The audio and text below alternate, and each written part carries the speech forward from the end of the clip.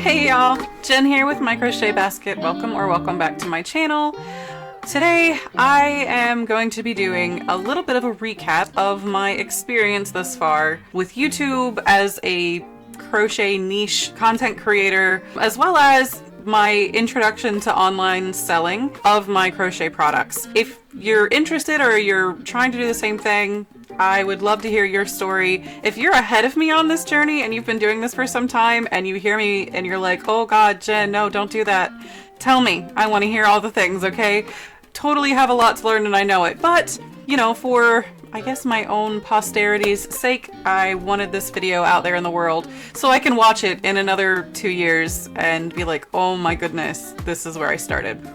What was my goal when I started a YouTube channel? A little bit of context, I had already been doing in-person sales through event markets, like I did a corn festival, I did a street fair, things like that. So I've been crocheting for a long time, and I've been selling my crochet, although that was newer, that's only been like within the last year. But I wanted somewhere else to kind of have a voice in the crochet community. So my goal was twofold. One, I really wanted a place to kind of talk about what I was doing. I know that in this world, especially if you're going to do anything like online sales, you almost have to show social proof, so to speak, that it's really you doing the work and it, you know, is made by hand and you're not ordering it off Temu or whatever. Of course, then you've got the online sales that I, have been trying to start. That's been an interesting journey. Having some success. I'll get to that in a minute. And then, of course, who doesn't dream or hope that, if this goes well, hey, maybe I can do this full time. So it would be nice to be able to generate an income stream for this, but it's not my primary goal. I did a few things on the front end of this to kind of help me get going. I took some of the money that I made in sales and I paid for an online course called the Part-Time YouTuber Academy. It's launched and hosted by Ali Abdaal. An amazing course, a lot of really good content. Ali Abdaal's focus usually is around like education, around productivity, how to better your personal self, how to better your business self. And I followed him for so long. I was like, well, they've got this course out, and I think I found it like right at Black Friday, so like I got a really good deal. It was like 30% off or something. I'm not entirely through that course yet, but I do believe that what's in there is actually pretty valuable. I'm a bit of a slow processor. Like, I'm the person that just wants to take all the information in at once, and then over time I'll go back and revisit and I'll be able to apply that information really effectively. So I'm still at the beginning of that, but it's been really helpful and very insightful. My other thing that I was kind of doing to help my channel and to help me out in this was to like diversify and get on several platforms. I have kind of dabbled a little bit in Instagram. I'm pretty consistent with Facebook. I use the Meta business platform, so whenever I post to one, it automatically posts to the other. I'm doing okay on Facebook for where I'm at right now. On YouTube, I have about 65 subscribers. On Facebook, I've got like 43. Instagram, though, I have 2.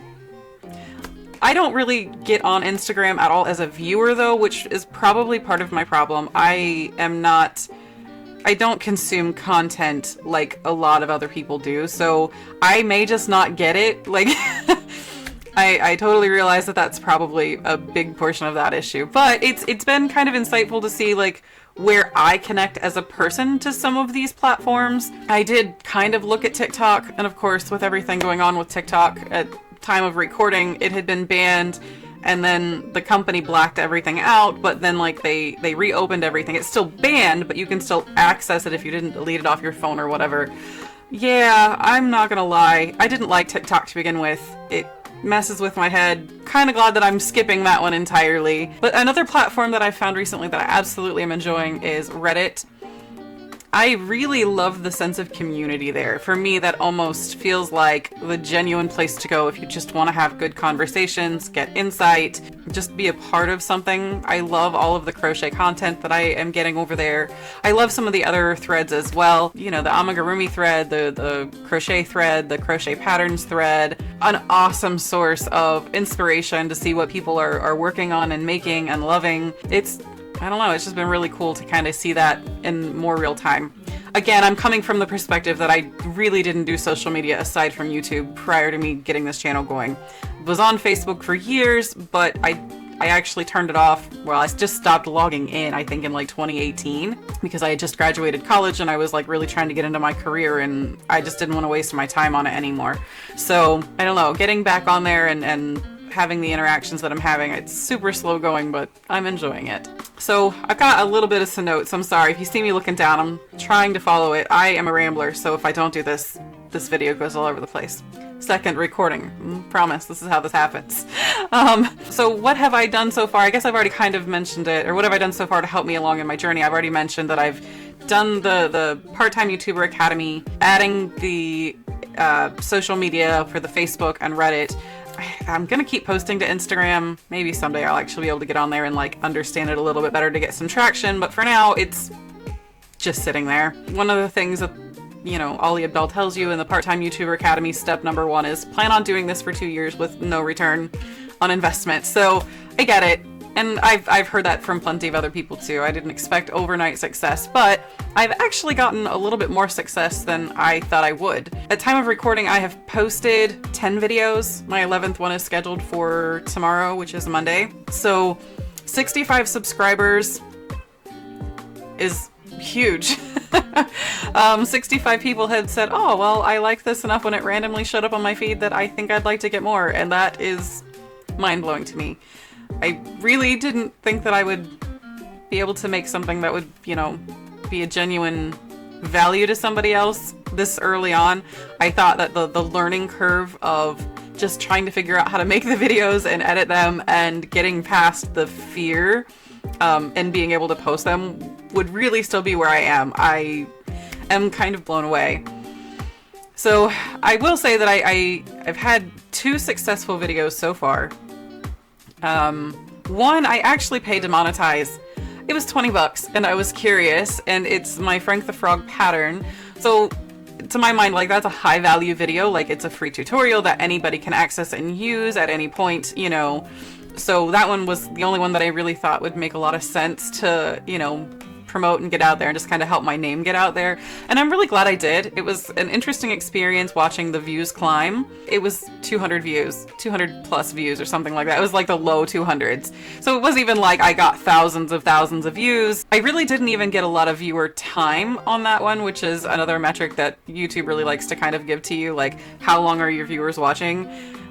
I can't remember, but it's something like an average of like 5 minutes per person, which in retrospect makes a lot of sense, because if it's the way I did the tutorial, and I will continue to do it this way, this is the entire point of the tutorials, but like you describe it, you talk about it a little bit, and then like I put up on screen all of the written instructions as I'm going through each step. So what I really end up seeing, and I'll try to put this graph up here, is where people are like going to every step or every round where I start it, and they're just kind of stopping the video, I assume, working it up, and then like going to the next step. So it was kind of entertaining to see that. It was really interesting to just watch how that really works in real time with other people. I need to know this stuff. Now I know that I don't necessarily need to record as much video for each tutorial. Like, I can talk about it a little bit as I'm getting started on a round that's different, post it up there, but then as soon as it seems like an appropriate enough time for somebody to read it,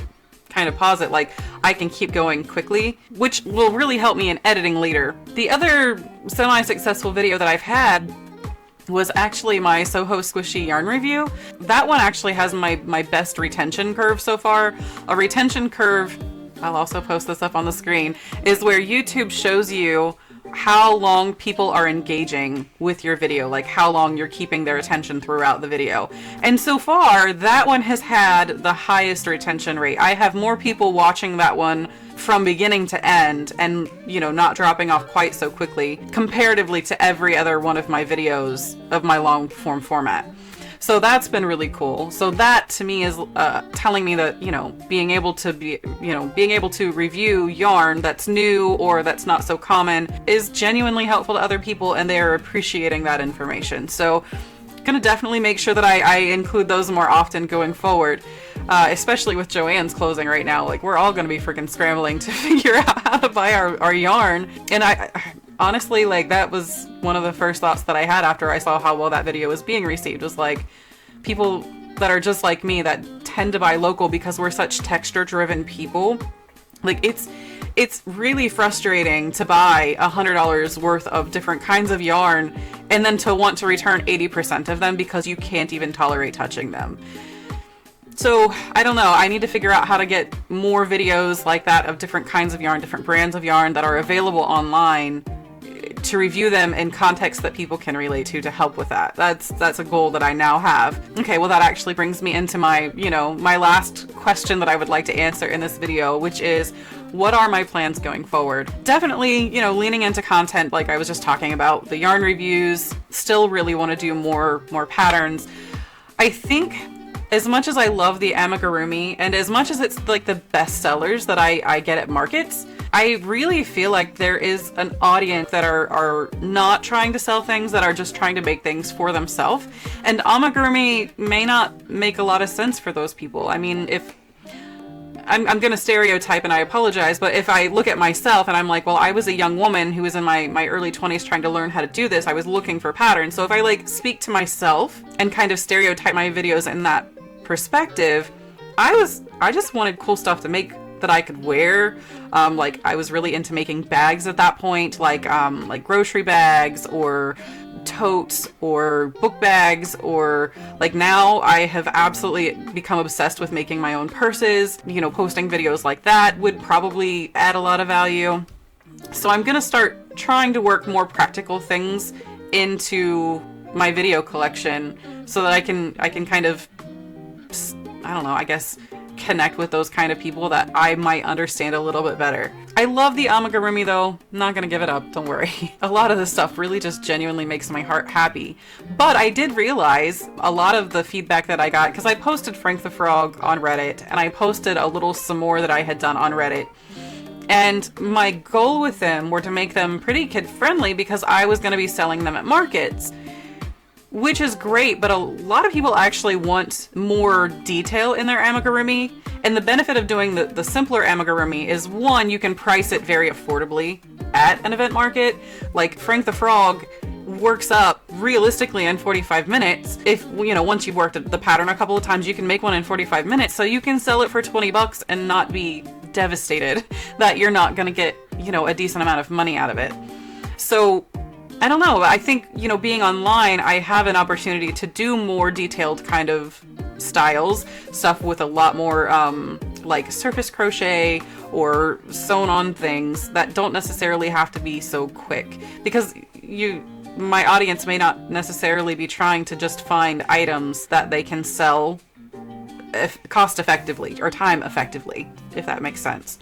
So I'm going to try to keep that in mind and change some things up. I am actually going to be doing not as many event markets this year as I had hoped to. I did an entire video recapping last year's event markets and discussing my plans for this year on trying to do at least 4 large event markets.